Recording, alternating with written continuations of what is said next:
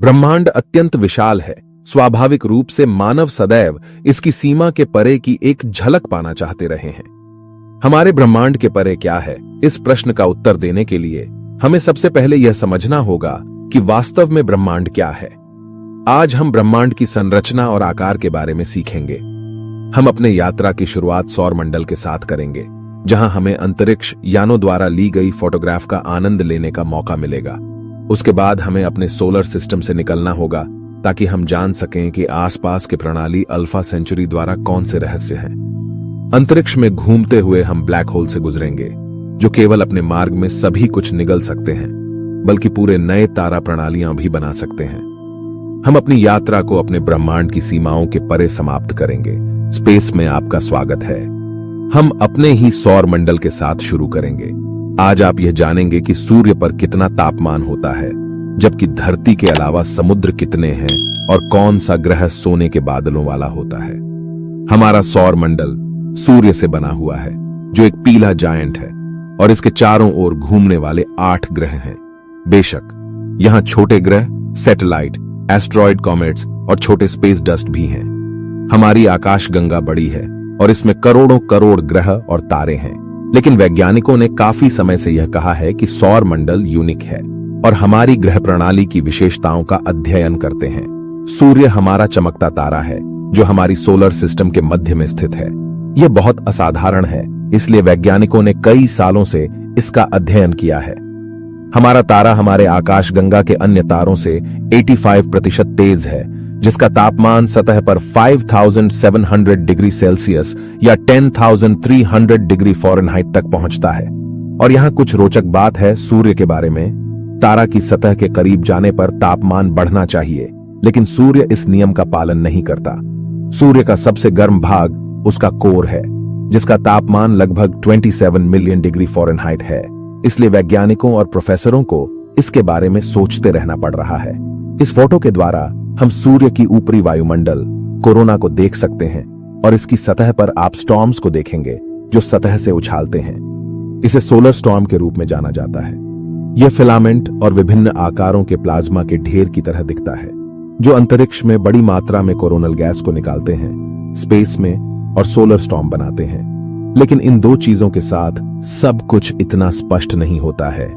कभी कभी ये तारे की सतह से टूट जाती हैं और पृथ्वी के सैटेलाइट्स को खराब कर सकती हैं, और यहां तक कि ISS के क्रू मेंबर्स को भी मार सकती हैं।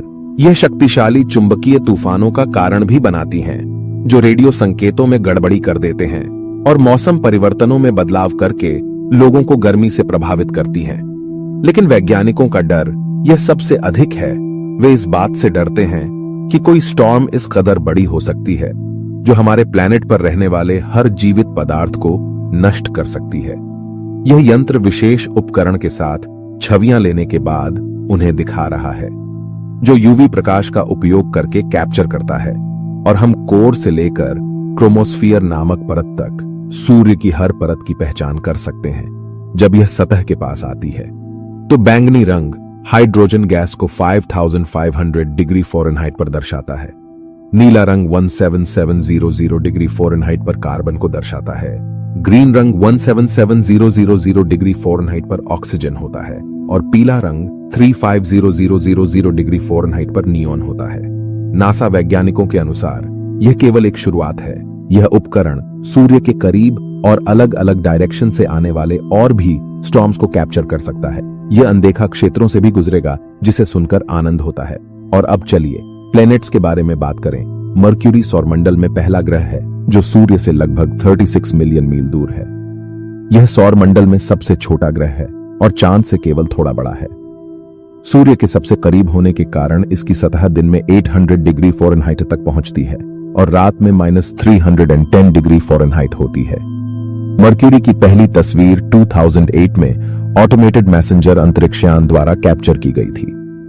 यह पहला अंतरिक्षयान था जो मर्क्यूरी से गुजरा, और यह 2015 में तेल की कमी के कारण ग्रह की सतह पर टकरा गया।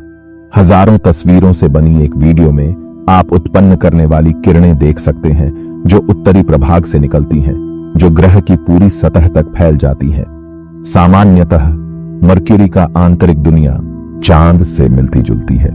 वह क्रेटरों से ढका हुआ है और इस अंतिम वीडियो में आप एक छोटे से ग्रह की एक बड़े तारे के पास से गुजरते हुए का दृश्य देख सकते हैं। यह वास्तव में अच्छा नजारा है।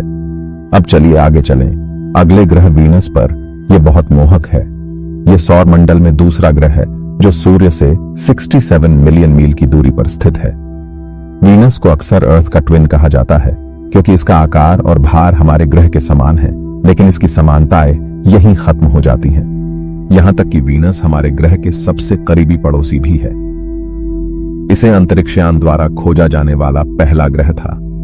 पहली बार सतह को स्कैन किया गया था 1962 में। मैगेलन ने फिर सरफेस रेडार का उपयोग करके ग्रह की मानचित्र बनाई, लेकिन वीनस की सबसे सफल छवि सोवियत रोबोटिक मॉड्यूल वेनेरा 14 द्वारा की गई थी। यह वेनेरा सतह पर 1 घंटे तक रही और फिर ग्रह के हवाई दबाव से घिर गई, जो हमारे ग्रह पर दबाव की तुलना में 90 गुना अधिक है। तस्वीर में हम पत्थरी रेगिस्तान, पीले रंग के सल्फ्यूरिक एसिड के बादल देखते हैं जो ग्रह पर गर्मी बनाए रखते हैं। यह फोटो 40 साल पहले ली गई थी, लेकिन कई इमेजेस को डिजिटल मर्ज करने के कारण वीनस की फोटोज बनाई हैं और यह संकेत देते हैं कि वीनस पर एक्टिव वल्कानोज हैं। अगर आगे बढ़ेंगे जीवित जीवन वाले ग्रह की ओर। पृथ्वी और सूर्य के बीच की दूरी 93 मिलियन मील है। अब आप अर्थराइज की सबसे प्रसिद्ध तस्वीर देख रहे हैं। यह हमारे प्राकृतिक उपग्रह चांद से ली गई थी, लेकिन हम इस पर फिर वापस आएंगे। इस फोटो में पृथ्वी चांद की किनारे से उठती हुई नजर आती है। इस तस्वीर को क्रू अपोलो 8 ने ली थी और इसको डिजिटल टेक्नोलॉजी की मदद से रंग जोड़ा गया था। 2 साल पहले एक और काला सफेद तस्वीर को रोबोटिक अंतरिक्षयान लूनर ऑर्बिटर 1 द्वारा ली गई थी। यह वीडियो 2017 में अंतर्राष्ट्रीय अंतरिक्ष स्टेशन से रिकॉर्ड हुई फुटेज का दर्शाता है। यह वीडियो रात में लिया गया था। हम आसमान में उत्तरी चमक को स्पष्ट रूप से देख सकते हैं। यह उत्तरी अमेरिका से शुरू होता है और मैक्सिको और फ्लोरिडा की ओर बढ़ता है। फिर हम यूरोप और मेडिटरेनियन सागर के शहरों की रात की सुंदरता और बादल दिखाई देते हैं, जहां बिजली और बादलों की चमक होती है। जैसा कि मैंने पहले कहा था, हमारे प्लैनेट का एक सैटेलाइट है चांद। इसका आकार पृथ्वी के डायमीटर का लगभग चौथाई है, जो एक सैटेलाइट के लिए बहुत बड़ा है। चांद की गुरुत्वाकर्षण पृथ्वी को प्रभावित करती है। चांद पृथ्वी के चारों ओर घूमने के साथ साथ अपने एक्सिस के अबाउट रोटेट करता है, इसलिए चांद का सेम फेस हमेशा पृथ्वी की ओर होता है। इस फोटो में आप अपोलो 16 के कैप्टन जॉन यंग को देख सकते हैं। वह हमें हाथ दिखा रहे हैं। आप चंद्रमा पर सबसे तेज चलने वाली लूनर कार भी देख सकते हैं, जिसने चंद्रमा पर 11 मील प्रति घंटे की रफ्तार स्थापित की थी। अगर आप चाहते हैं कि इसका दूसरा पार्ट भी बनाऊं और सोलर सिस्टम को एक्सप्लोर करें, तो कमेंट करके मुझे बताएं। ऐसे ही ब्रह्मांड के रहस्यों को जानने के लिए Subscribe Planetary Puzzle.